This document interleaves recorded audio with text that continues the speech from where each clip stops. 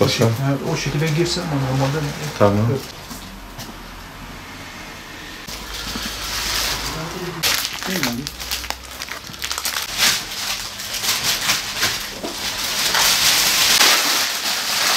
Sağ ol, bu sefer kalsın. İstersen sen bilirsin.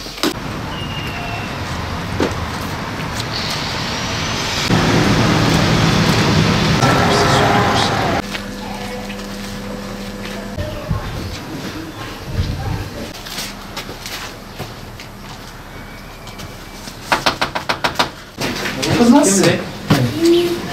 Ne yapıyorsun? İnşallah. Mardin Umut Kervanı'nın insani yardım çalışmaları yıl sonuna doğru giderken yine aynı güzellikle sürüyor.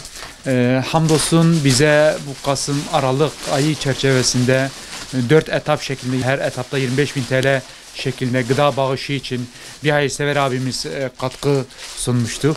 1, 2, 3 gerçekleşmişti. En son 4. etap gıda bağışı için 25.000 TL daha geldi ve toplamda 100.000 TL gıda bağışında bulundu bu abimiz. Yüzlerce aileye gıda paketi ulaştırdık ve bunların büyük çoğunluğu yetimler olmak üzere gıda paketlerimizi ulaştırdık.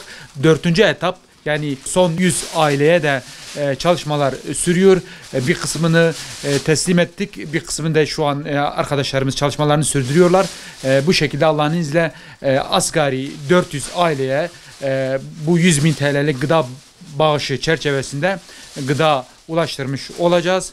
Rabbim katkı sunan hayırseverimizden razı olsun. Rabbim malına bereket koysun.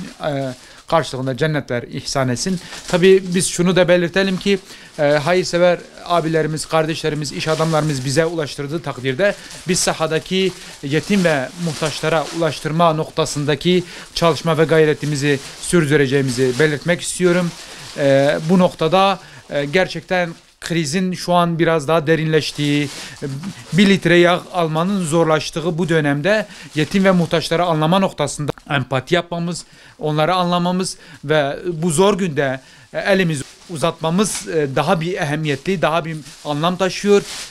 Bu manada sizin vesilenizle bir çağrıda da bulunmak istiyoruz. Gelin bu zor günde yetim ve muhtaç kardeşlerimize elimizi uzatmaya devam edelim.